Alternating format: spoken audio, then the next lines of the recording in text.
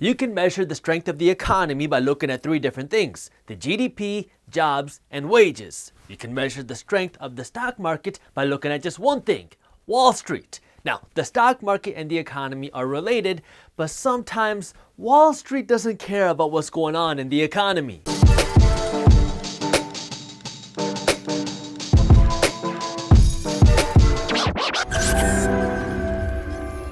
What's up, everybody? I am Jaspreet Singh from theMinorityMindset.com and welcome to The Minority Mindset. If you've been keeping up with the financial markets even a little bit, you've heard people talk about how the stock market is detached from the economy.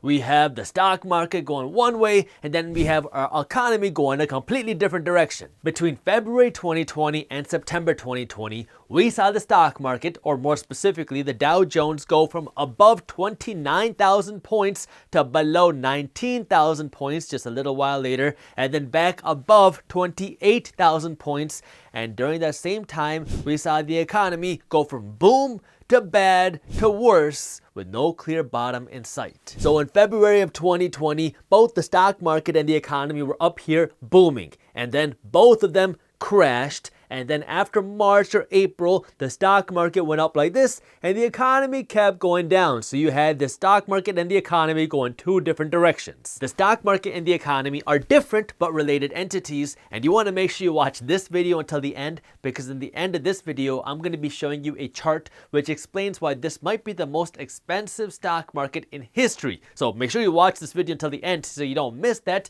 But before we get into that, hit that thumbs up button below, because if you don't, well, the way the YouTube algorithm works, if you don't hit that thumbs up button, then YouTube is going to be much less likely to show you any of our other financial news and education videos. Most people judge the strength of the economy by looking at their paycheck.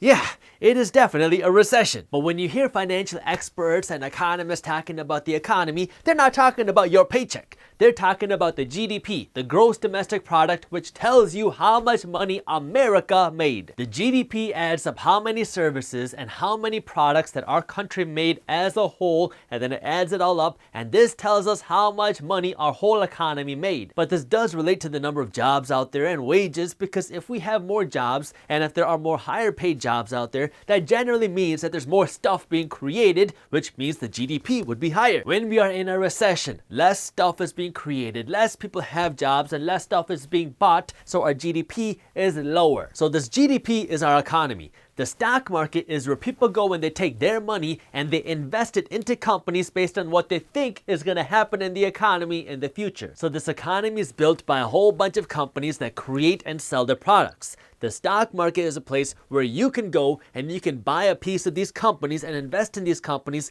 That way, as these companies make more money, so do you. If you think that McDonald's is going to innovate and they're going to make more money in the future, then you can go out and you can buy shares of the McDonald's stock on the stock market, and you will become one of the owners of the McDonald's company. Then if McDonald's makes more money, their stock should become more valuable and their stock price should go up. I say it should become more valuable because, well, the stock market doesn't move linearly with profits or the economy. Right now we're talking about how an individual company's profit relates to a stock price, and you're going to see how this relates to the bigger stock market and the economy in general. Let's say the McDonald's stock is trading for $200 a share and its profit doubles. You would think, as a logical person, that if the amount of money they make doubles, their stock price should also double from $200 a share to $400 a share, right?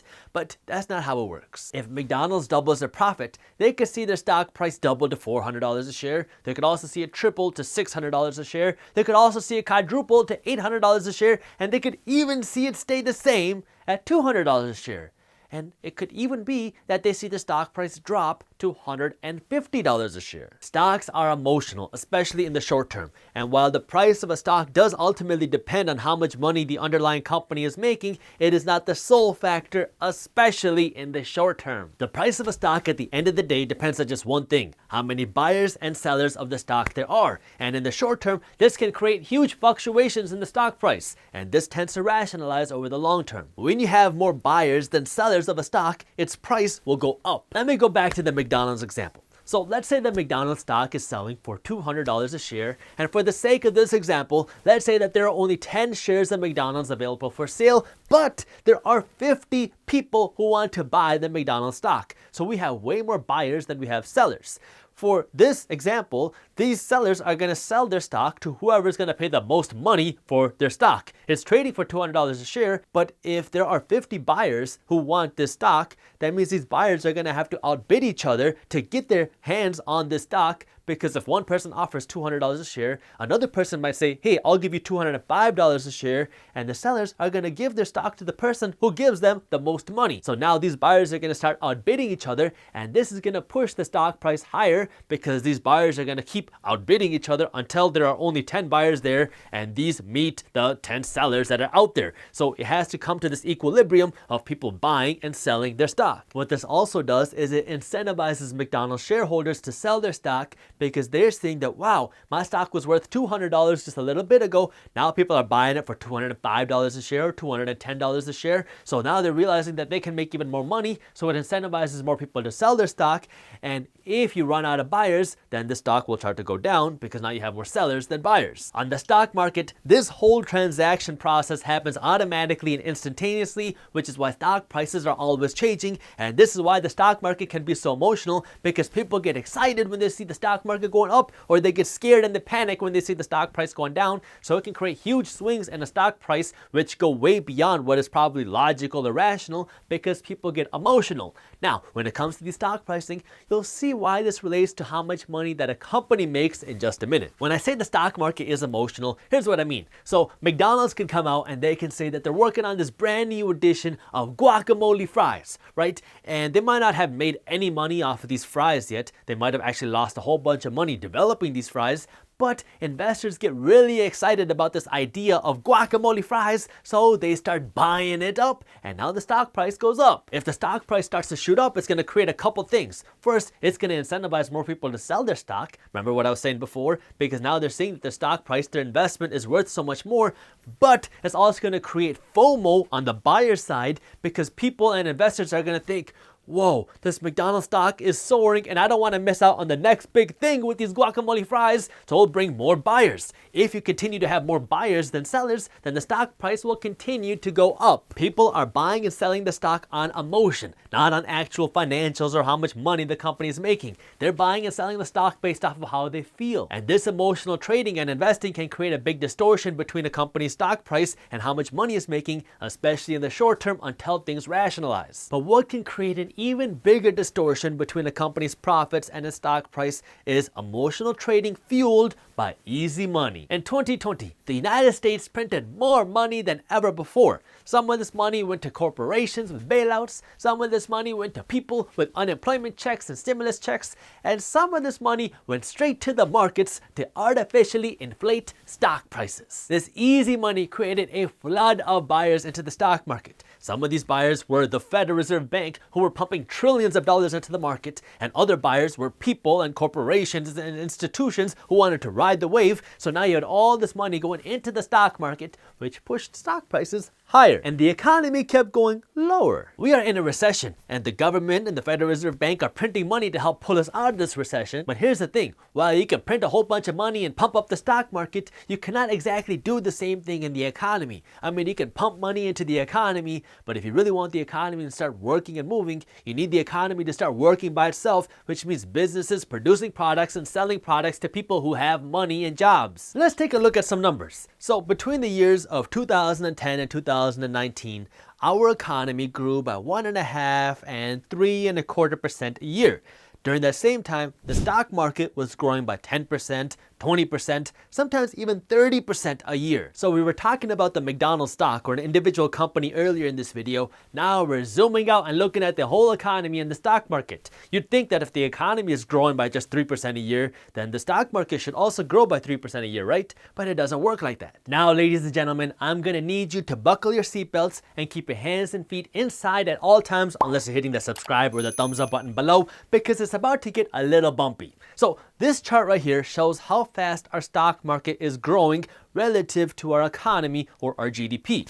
It compares the market cap or valuations of stocks with the size of our economy, the GDP. So for all you math nerds and technical people out there, it is a fraction. On the top of the fraction, we have the size of the stock market. So this is looking at the market cap or the valuation of stocks. The bigger the stock market, the bigger the top number. The bottom number is the size of the economy, the GDP. So when we have a 1-to-1 ratio, that means the stock market is worth as much as our economy. So it's the size of the stock market divided by the size of the economy. If the economy gets smaller and the stock market stays the same, now it might be 1 divided by 0.5, this would equal 2. Now this means that the stock market is twice the size of the economy, and this would indicate that the stock market might be overvalued. Let me give you one more example before we go back to the chart. So stock market divided by economy. If the stock market crashes but the economy stays the same, now the top number is going to get smaller, so now it might be 0.5 divided by 1, which equals 0.5.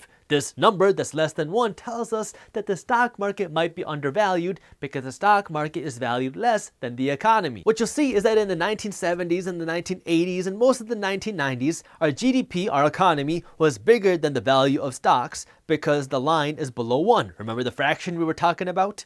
But that changed in the early 2000s during the dot-com bubble because the stock market was worth more than the economy. You can see the line shooting up here. It was overvalued and eventually the stock market crashed. We saw this happen again in 2008. The stock market became way more valuable than the economy and then it crashed.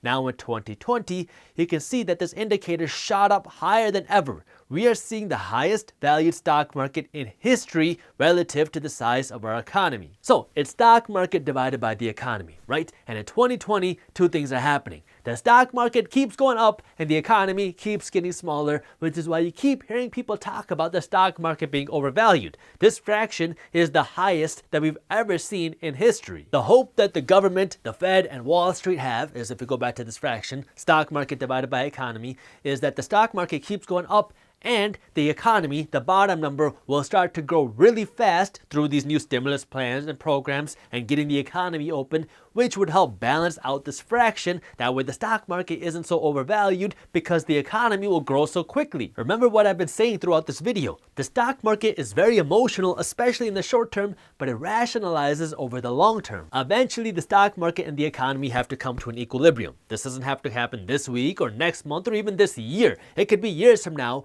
But for the stock market and the economy to come to an equilibrium, that means either one of two things has to happen. Either the stock market has to crash to meet the economy, or the economy has to grow to meet the stock market, or I guess it could be a hybrid of the two. Practically speaking, the government, the Fed, and Wall Street do not want to see the stock market crash because people start to panic, so they're in desperation mode trying to do whatever they can to grow the economy quickly. If it works out, great. The economy will grow quickly and the stock market can continue to rise. If the economy is very slow to recover, or it gets worse, and people still don't have jobs or income streams, then we're going to run into problems in the economy and the stock market because eventually, over the long term, the stock market's going to have to correct and kind of come into equilibrium with the economy. That's why the stock market and the economy are similar but different. They don't have to move directly in a line together, but if one goes out of whack, eventually, over the long term, things are going to have to correct. That way things go back to an equilibrium. You, as a smart person with your money, want to be ahead of what's happening instead of being the person that's reacting to what's happening. And the way that you can do that is by staying up to date on what's happening in the finance and business world. And if you're looking for an easy way to do that, well, that's why our team created the free Market Briefs newsletter by Minority Mindset. This newsletter is where we break down the top finance and business news, and then we show you how this news affects your wallet. That way you can be smart with your money. This Market Briefs newsletter is completely free, and you can subscribe to it by clicking the link up here or by clicking the link in the description below. By the way, our financial news emails are separate from our financial education emails. Thank you for watching. If you enjoyed this video, share it with one friend. That way we can help spread the word. If you want to learn more about how you can make $1,000 a month passively in the stock market through dividends, I already made a video on this, and you can watch this video on YouTube by clicking this button right over here. Thank you for watching, and as always, keep hustling.